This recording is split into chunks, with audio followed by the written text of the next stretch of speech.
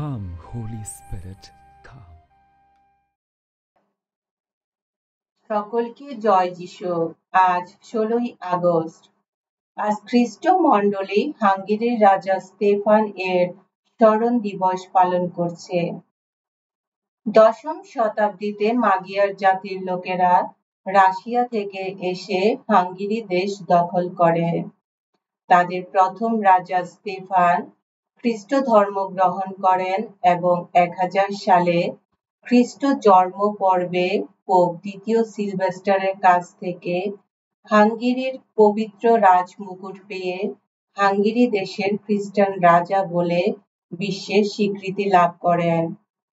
তিনি তখন থেকে সকল গোষ্ঠী নেতা ও প্রজাদের মধ্যে শান্তি ও খ্রিস্টীয় সভ্যতা প্রসারের জন্য সচেষ্ট হন।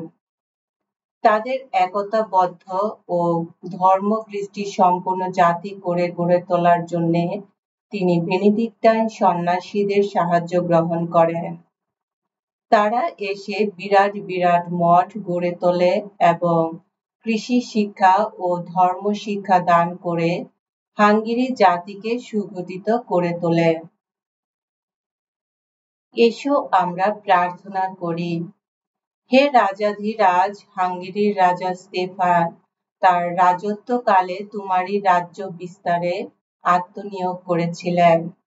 অনুনয় করি তোমায়, তিনি যেন এখন স্বর্গ রাজ্য থেকে তোমার ভক্তমণ্ডলীকে সস্নেহে রক্ষা করেন। তোমার পুত্র আমাদের প্রভু যীশু খ্রিস্টের নামে এই প্রার্থনা করি। পবিত্র আত্মার সংযোগে তোমার সঙ্গে জীবনময় ও সর্বনিয়ন্তা ঈশ্বররূপে তিনি যুগে যুগে বিরাজমান। আমেন।